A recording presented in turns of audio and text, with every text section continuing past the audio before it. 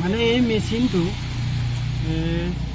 1998 চনৰ পৰা এতিয়ালৈকে মাজতে এবাৰ পানী দিছিলে, দি পেলাই কিবা কাৰিকৰী বিজুতি লাগিলে, লাগাৰ পিছত আকৌ মেচিন আনি পেলাই এইখিনি ৱাছ কৰিবলৈ ব্যৱস্থা কৰিলে। তাৰ পিছৰ পৰা আজি কোপতি কোনো কৃষকে ইয়াৰ পৰা পানী লৈ পেলাই কৃষি কাৰ্য কৰিব পৰা নাই।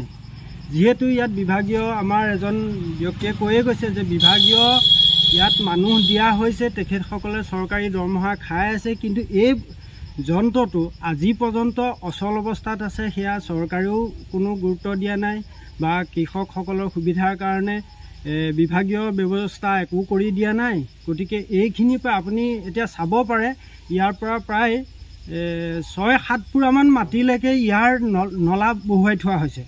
এই নলাখিনি এতিয়াও মাটিৰ তলতে আছে, কাৰ্যক্ষম হোৱা নাই।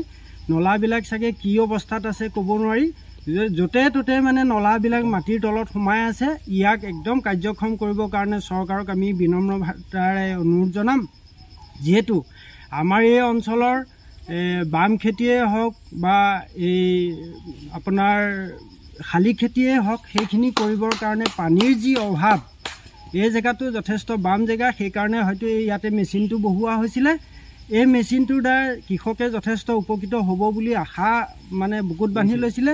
কিন্তু এইটো এটা মানে কি হৈছে, আপোনাৰ ইয়াত তৰিলেহে একো কামত খটা নাই। গতিকে এই আপোনালোকৰ নিউজৰ দ্বাৰা আমি চৰকাৰক বিনম্ৰতাৰে অনুৰোধ জনাম যে এই অচল মেচিনটো সচল কৰি দিবৰ কাৰণে বা কাৰ্যক্ষম কৰি দিবৰ কাৰণে বিনম্ৰতাৰে অনুৰোধ জনালোঁ।